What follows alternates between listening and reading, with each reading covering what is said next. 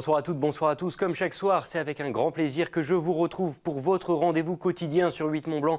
Accès direct, votre émission en direct sur la télé, sur les réseaux sociaux.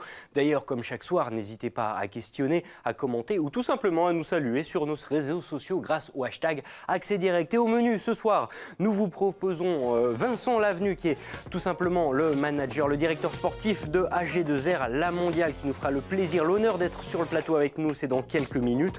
Nous parlerons ensuite d'une initiative originale, solidaire mais aussi gourmande. Camaillos seront avec nous dans la suite de cette émission. Ensuite, nous parlerons d'un tout nouveau jeu pour apprendre à sauver des vies tout en s'amusant. Patrick Jupy, son créateur, sera avec nous. Sans oublier Frédéric Philippin de Canal 9 qui nous parlera des votations en Suisse qui ont eu lieu ce week-end. Et Benoît Sirouet, le président des Black Panthers de Thonon, qui parlera avec nous forcément de football américain. Ça, c'est en fin d'émission. Bienvenue dans Accès Direct. Et une fois n'est pas coutume, même si vous connaissez le principe, on commence avec les titres de l'actu. Et ce soir, c'est ma chère collègue et rédactrice en chef qui s'y colle, Fanette de Buisson, qu'on retrouve depuis Bonlieu à l'occasion de la cérémonie d'ouverture du Festival international du film d'animation. Bonsoir Fanette. Et ce soir, avec toi, on va parler d'une visite ministérielle. Bonsoir Manu, effectivement, plein de belles choses dans l'actualité une nouvelle fois ce soir. Nous sommes à Bonlieu où à 20h30 aura lieu la cérémonie d'ouverture du festival d'animation d'Annecy qui dure toute la semaine, plus de 10 000 accrédités, plus de 500 films projetés, des chiffres en constante augmentation, que ce soit du côté du festival ou du film, et puis ou du marché du film. Et puis ce soir, une belle rencontre dans le JT puisque j'accueille Michel Oslo, le papa de Kirikou, qui présente en avant-première mondiale son dernier film, Dilili à Paris. Michel Oslo, là, il est juste derrière moi pour le moment. Il vient de terminer sa séance de dédicace, donc il me rejoindra. Et nous parlerons ici, effectivement, dans le JT, de la visite du ministre de l'Éducation nationale, Jean-Michel Blanquer. Il a été à Évian, à Cluses, à Annecy aujourd'hui. Et puis, nous parlerons également d'une immersion de bouteilles de vin qui a eu lieu ce week-end dans le lac d'Annecy. Des bouteilles vont passer 1 an à 20 mètres de profondeur. Donc, on verra pourquoi et comment ça s'est passé. Merci beaucoup Fanette, on se retrouve donc juste à la fin de cette édition pour le JT. Ne manquez pas donc cette édition spéciale du journal télévisé en direct de Bonlieu et du Festival international du film d'animation. Mais tout de suite, c'est le début de cette émission et je commence comme d'habitude par inviter notre invité du jour.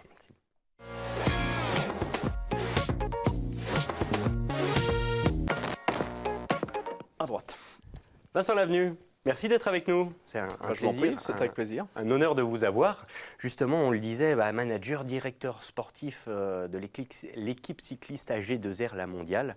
Et vous êtes lauréat tout récemment, justement, du Prix des Neiges 2018, donc qui récompense une personnalité savoyarde pour ses qualités humaines ou sa réussite professionnelle. Alors, justement, c'est... Déjà, tout simplement, félicitations. Merci. J'imagine que, bon, même si ça ne va pas changer votre vie, mais c'est quand même une belle distinction. Ça doit vous faire plaisir d'avoir reçu ce prix, le Prix des Neiges 2018. Effectivement, c'est un honneur puisque je succède à des personnalités prestigieuses. Edgar Quiron, Laurence Ferrari, voilà, des gens très connus dans divers secteurs d'activité. Donc, c'est effectivement un grand plaisir d'avoir pensé à moi pour cette distinction. Je n'y pensais pas du tout, donc voilà. Justement, comment on le vit, c'est vrai que votre carrière sportive, on le rappelle, vous étiez coureur professionnel de 83 à 91, avec quand même une victoire d'étape sur la route du Sud. Vous êtes passé un petit peu de l'autre côté du miroir, plus en encadrement, direction sportive. La compétition, elle est loin, mais pourtant, justement, être nominé pour un prix comme ça vous fait repartir des années en arrière. Oui, alors je suis créateur de l'équipe. Effectivement, juste après ma carrière de coureur, j'ai lancé un projet, j'ai créé une nouvelle équipe cycliste professionnelle et aujourd'hui c'est la 27e année. Donc il y a beaucoup d'eau qui a coulé sous les ponts depuis. Il y a eu des périodes fastes et des périodes plus compliquées. Là, on est plutôt dans une période assez agréable avec de grands champions, des compétiteurs. On rappelle Romain Bardet, entre autres. Romain Bardet, bien sûr, qui est aujourd'hui le coureur français le plus reconnu. Voilà, qui envisage, pourquoi pas, de remporter le Tour de France, qui vient de terminer 3e du Critérium du Dauphiné.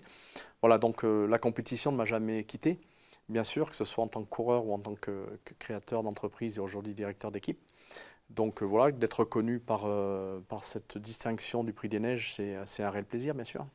Alors cette distinction, elle est remise par l'association Savoie Expo.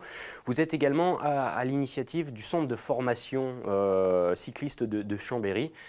Pour le coup, c'était un pari osé. C'était une première concrètement dans le monde. Il n'y avait rien de tel qui existait.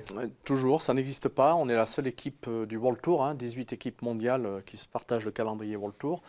On est la seule équipe World Tour à effectivement pouvoir se targuer d'avoir créé un centre de formation, un petit peu à l'image de ce qui se fait dans les sports collectifs, dans le football, dans le rugby, le basket ou autre. Et c'est une vraie réussite, puisqu'on a 15 jeunes qui sont basés à Chambéry, qui ont le double projet, la biqualification, études, vélo. Vélo à très haut niveau, puisque ce sont des garçons qui font du cyclisme au niveau international amateur et qui poursuivent leur parcours universitaire. Voilà, donc c'est une vraie réussite parce qu'aujourd'hui, on a 11 coureurs qui sont issus du centre de formation, qui sont dans l'équipe professionnelle. Parmi vos 29 coureurs ? Parmi nos 29 coureurs, 11 sont issus du centre de formation, dont nos meilleurs coureurs, puisque Romain Bardet est issu du centre de formation, Pierre Latour, Benoît Cosnefroy, qui était champion du monde l'année dernière. Donc c'est effectivement une vraie réussite, oui. Vous êtes né à Briançon, mais pourtant c'est vrai que la Savoie, c'est quand même votre département de cœur. Ah ben, vous savez, entre les Hautes-Alpes et la Savoie, il n'y a que le Galibier entre les deux.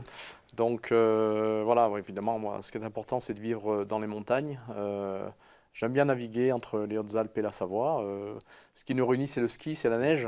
Je suis un amoureux du ski et des sports d'hiver. Donc voilà, je peux profiter au travers de mon métier et au travers du temps de libre de toute notre belle région, évidemment.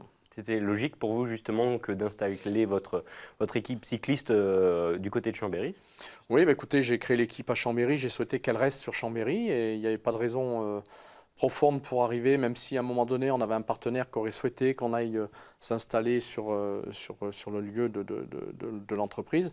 J'ai simplement expliqué que les partenaires y viennent et y vont et que l'entreprise, elle doit perdurer, donc elle doit rester sur son site initial et ça a été compris très vite. Donc voilà, depuis on est installé sur le bassin chambérien avec bonheur. Ouais. Ouais, j'imagine que c'est pas prêt de changer. Ah non, il n'y a aucune raison que ça change. On est bien installé aujourd'hui, on a tout un centre d'affaires qui est là, il y a beaucoup de gens qui travaillent, beaucoup de familles qui sont installées, donc il n'y a aucune raison de changer.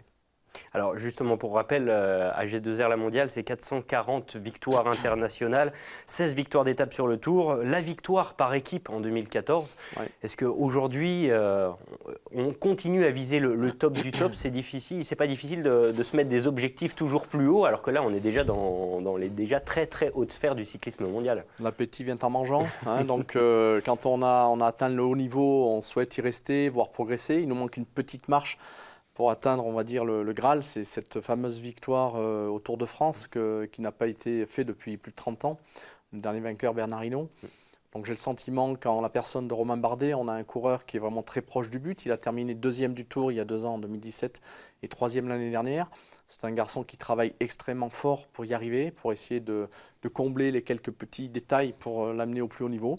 Voilà, il y a eu une concurrence sur le Critérium du Dauphiné, il termine troisième, mais on sent que d'année en année, de mois en mois, il progresse. Donc on peut croire en nos rêves et on va tout faire pour cela. Il y a une grosse évolution, c'est justement depuis le moment où vous étiez coureur, il y a une trentaine d'années à peu près, en tout cas au niveau organisation d'une course comme celle du Tour de France par exemple, au niveau psychologie des coureurs et autres. Tout a évolué.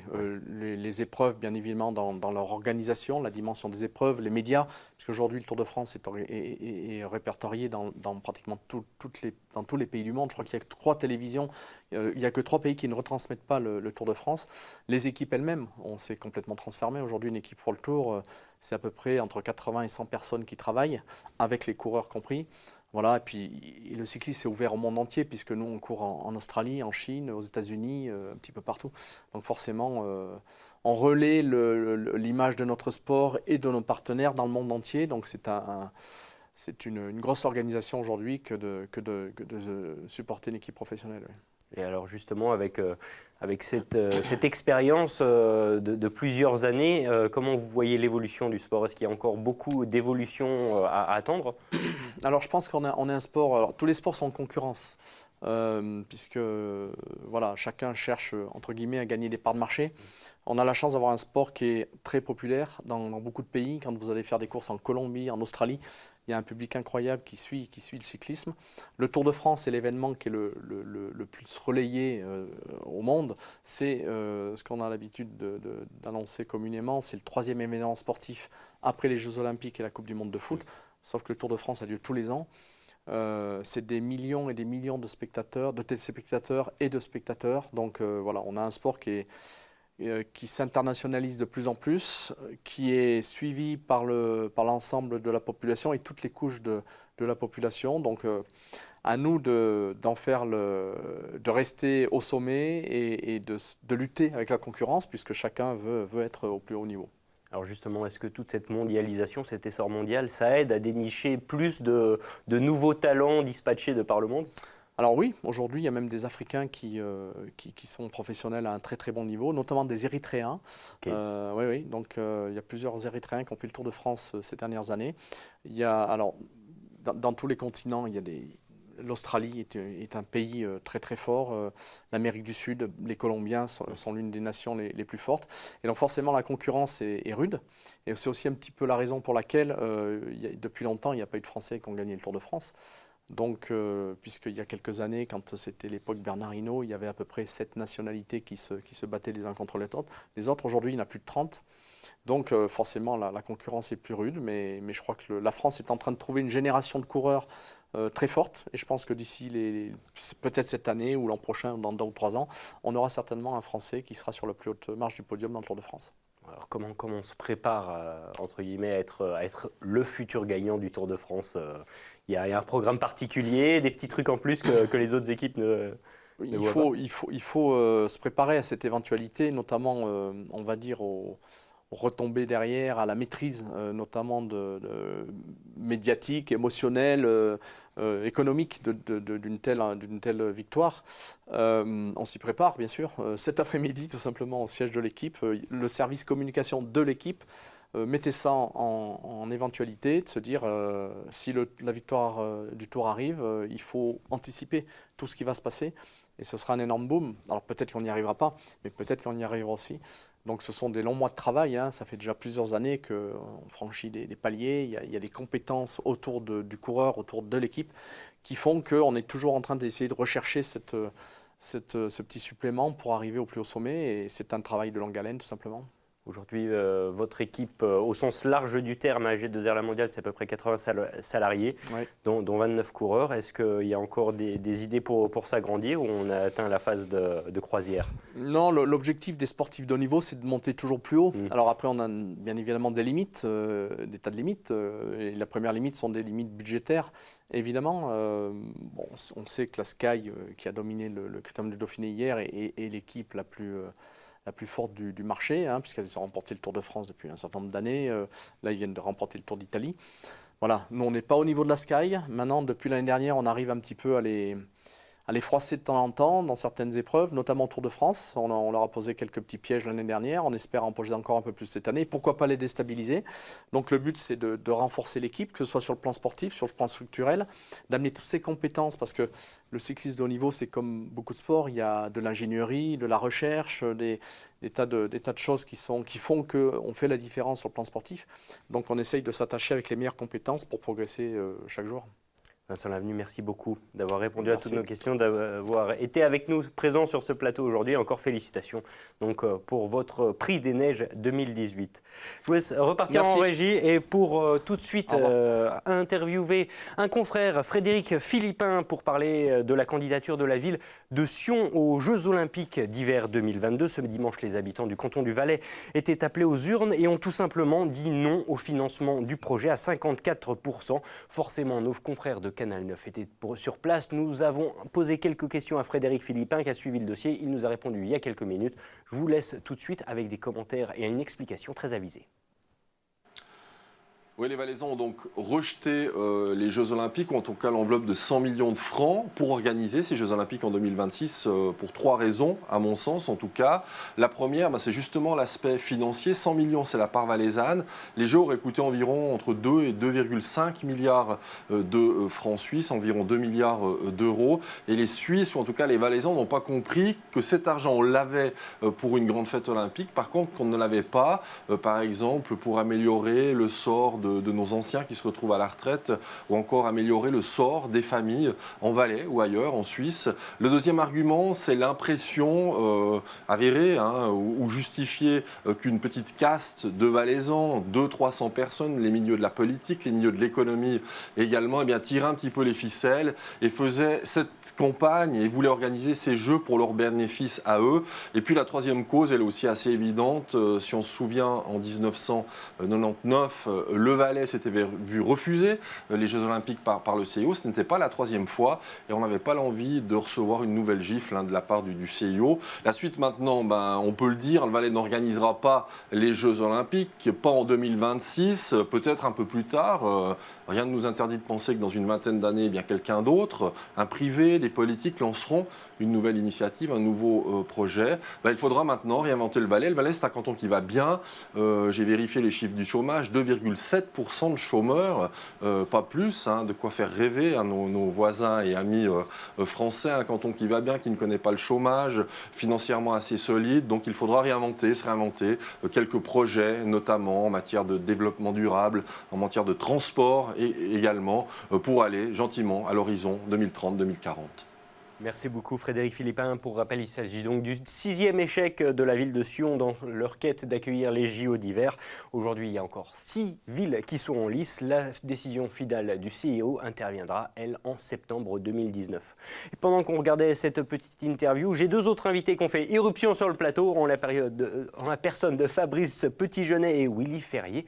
Messieurs, bonjour. Bonjour. Bonjour. Vous êtes là pour nous parler de votre super projet Camayos. Je prononce bien C'est ça. Camayos. Et donc, justement, on va dire faire une bonne action tout en assouvissant notre péché de gourmandise. Un très beau projet. Et alors, je me tourne vers vous, Fabrice Petitgenet. Vous êtes un peu à l'origine du projet. Et expliquez-moi justement, en quelques mots, en quoi ça consiste Camayos. Alors, Camayos, c'est Cameroun, Ayos, le village de ma femme, qu'on a voulu essayer de développer par le biais des cultures de cacao, café et cacahuètes.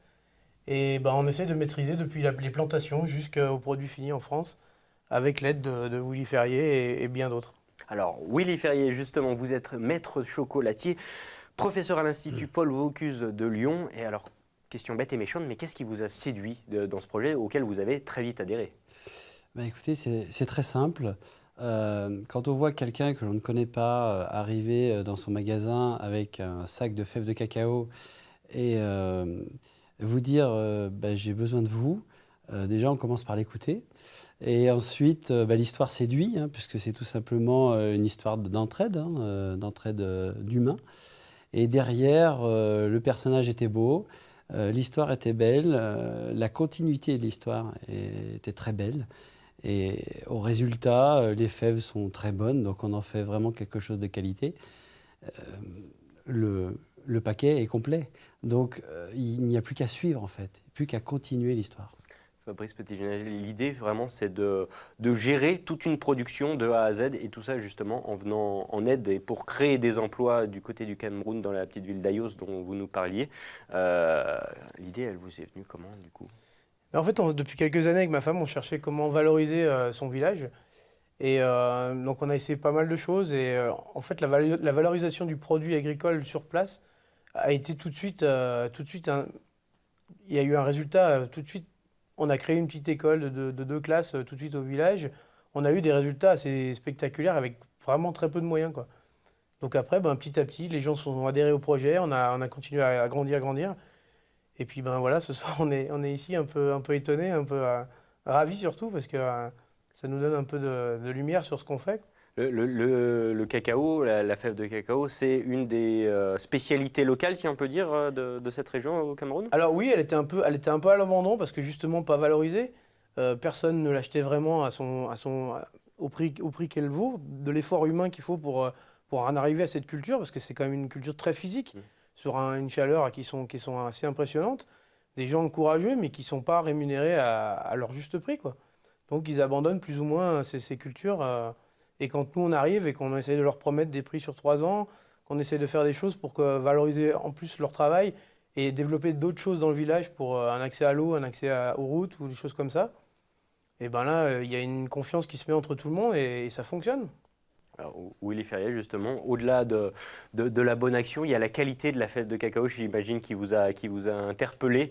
C'est pourquoi vous avez décidé aussi de vous lancer là-dedans. Qu'est-ce qui fait c'est vraiment une belle connexion, hein, de l'histoire et du produit.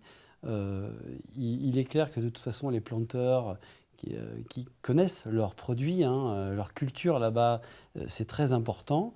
Après, il faut amener quelques petites choses pour améliorer le système de fermentation, en l'occurrence de la fève de cacao, pour essayer d'avoir, je veux dire, dans un même travail, un produit qui rendra encore mieux au niveau qualité. Ce qui est le cas puisque l'écoute était tout à fait là et tout de suite présente. Et donc la fève a un très très bon rendu. On a un chocolat d'excellente qualité avec finalement très peu d'amertume pour ce qu'on en a fait, en l'occurrence à 75% de cacao. N'oublions pas non plus que nous utilisons aussi le sucre du Cameroun et nous faisons notre beurre de cacao avec ces mêmes fèves-là. Donc tous les éléments qui sont dans le chocolat viennent de ce petit endroit du Cameroun, dont vous voyez quelques représentants là, et qui sont déjà très gentils, et puis c'est des gens merveilleux. Bon, aujourd'hui, il y a une participation, un financement participatif qui a été lancé. On a encore de la marge avant la fin, mais pourtant, le financement est déjà assuré. On a passé les 100%. C'est un gros engouement de la part de la toile. Vous vous attendiez justement à un tel succès? Alors au début, pas vraiment. Moi j'ai toujours cru un peu une blague au début. On lançait petit à petit, les gens ont adhéré. Et des gens de compétences complètement différentes nous ont apporté un soutien sur de la création de logos, sur un visuel, des textes, des apports de mécénat, des choses comme ça. Et dont Biotronic, l'IPAC, qui nous a financé en grande partie pour notre association. Et oui, c'est vraiment beaucoup de gens qui ont été réunis à ce moment-là pour faire cet engouement. Et aujourd'hui, il y a encore possibilité de participer si on veut se joindre au projet? Alors aujourd'hui, on cherche plutôt des mécénats pour investir dans les machines. Parce que là, on commence à se développer, on commence à produire et on commence à vendre. Donc là, on essaye d'augmenter. Plus on vend, on achète des machines. Et c'est un peu dans les machines que pour l'instant, il nous manque. Et puis dans le futur, très proche, j'espère, c'est de faire l'usine au Cameroun sur un terrain qui nous appartient déjà à Ayos. Et on voudrait faire une usine entièrement féminine pour régler un peu les problèmes sociaux qu'il y a là-bas autour des femmes. Donc très rapidement, aujourd'hui, si on veut vous aider, il faut acheter du chocolat. Voilà. Tout simplement. Voilà, cameos.fr et tout va bien. Super. Merci beaucoup, messieurs, d'avoir été avec nous sur ce plateau. On vous souhaite plein de réussite et plein de courage pour la suite. Merci à vous. Merci à vous. C'est un plaisir. Et tout de suite, j'accueille notre invité. On en parle.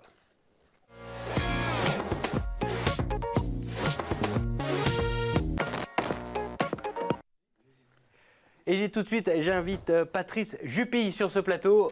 Bonjour. Bonjour, merci beaucoup d'être avec nous. Merci à vous de m'inviter.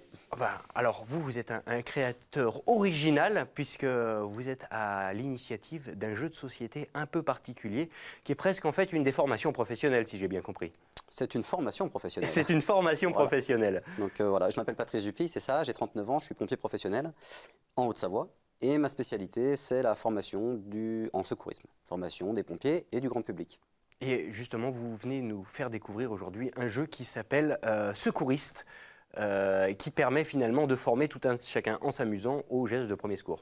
Exactement, exactement. Donc ça, c'est parti d'une idée, d'un constat que j'ai fait à la fin des formations quand le public me dit tout le temps « mais c'est génial, comment on va faire pour réviser ?» Et j'ai trouvé le paradoxe de les renvoyer face à un ordinateur, alors là même qu'on parle de l'humain.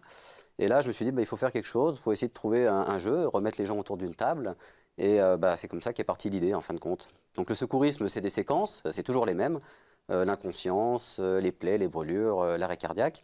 Donc ça m'a fait penser à un jeu de cette famille, tout simplement. J'ai créé des familles d'un même nombre de cartes, 8 cartes dans chaque famille, avec une chronologie. Une chronologie qui respecte la conduite à tenir qui est dictée par les référentiels. Voilà, et du coup, j'ai articulé tout ça autour d'une règle du jeu ludique et accessible à tous, effectivement.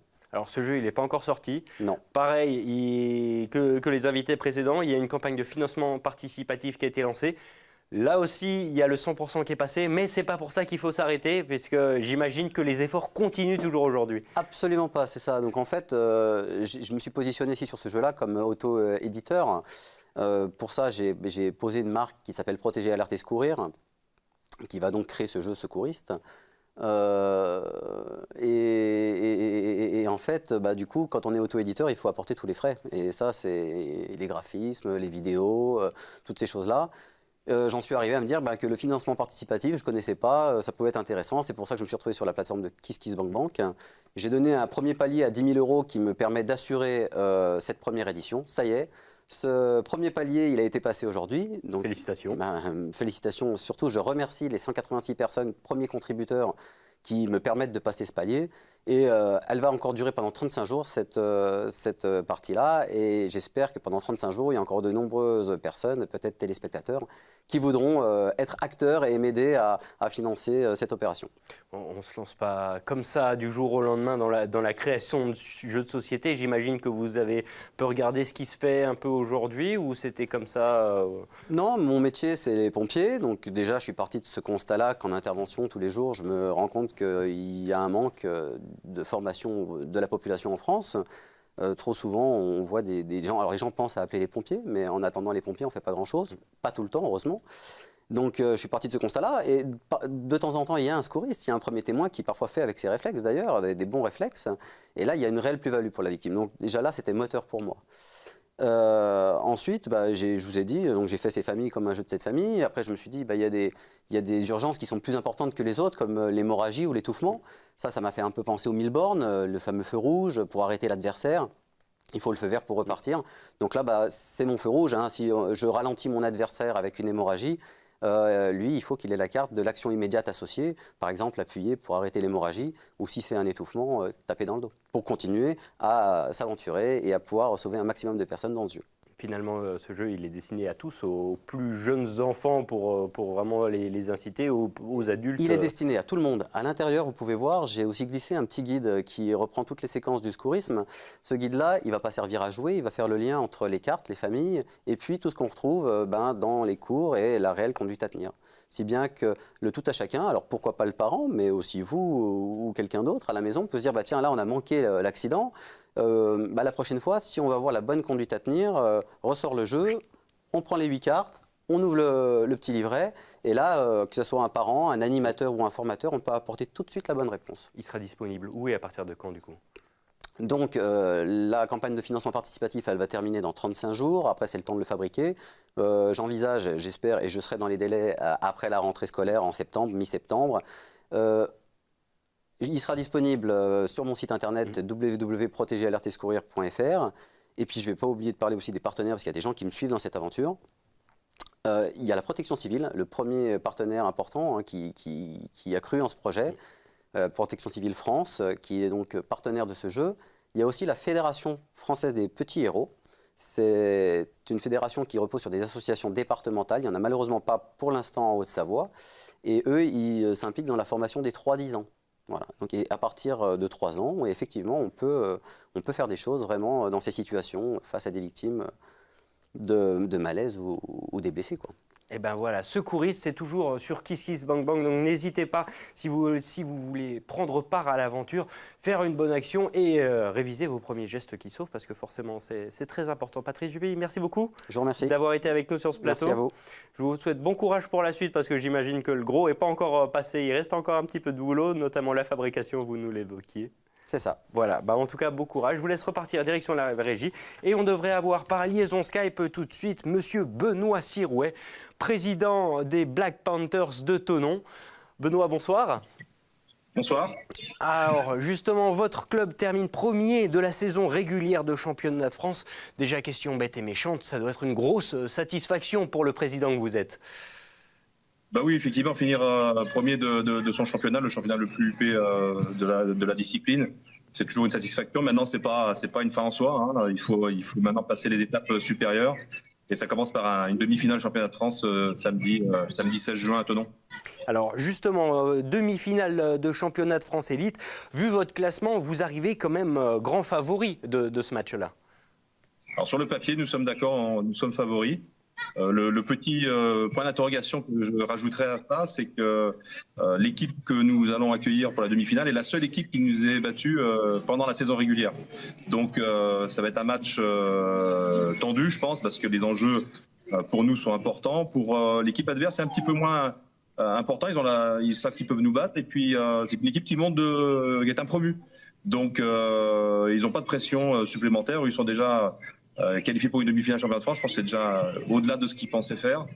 Donc la pression est plus sur nous, mais on aime la pression. On est habitué à Thonon. On a participé à de nombreuses finales, demi-finales. Donc on sera prêt pour le rendez-vous, c'est sûr. Alors on le rappelle, c'est le 16 juin justement contre les Molosses d'Asnières. Vous le disiez, c'est votre seule défaite en saison régulière. Comment justement on se prépare? Il y a un gros envie de revanche? Bah oui, c'est fait que moi j'étais plutôt satisfait d'apprendre que c'était cette équipe qui allait nous affronter, parce que comme c'était la seule équipe qui nous a battus, je pense que c'est très bien pour le groupe de se dire voilà, il faut pas qu'on fasse attention, qu'on fasse les choses comme il faut. Donc en termes de préparation, il n'y a pas de changement, si ce n'est que on a ce match qu'on étudie, qu'on a perdu, qu'on étudie à fond avec les joueurs, et qui nous donnera de bons repères pour bien préparer et bien jouer ce match samedi. Donc c'est plus un travail mental de préparation qu'on fait actuellement que sportif, où l'équipe est rodée, ça roule, il y a des petits détails, mais voilà, c'est plus se préparer mentalement et stratégiquement à ce match. Bon, devenir champion de France élite, ça devient le seul et unique objectif après la grosse déception de la Coupe d'Europe? Ben oui, tout à fait. Ouais. C'est vrai que c'est une déception cette année. On était champion d'Europe en titre, et puis on a mal négocié cette année cette compétition. Des équipes tout simplement plus fortes aussi que nous cette année. Donc effectivement, la demi-finale de samedi soir et si victoire il y avait, la finale du championnat de France samedi 30 juin à Fos-sur-Mer serait vraiment une belle récompense et qui effacerait la déception de l'Europe. Ouais. Merci Benoît Sirouet d'avoir été avec nous en direct dans cette émission.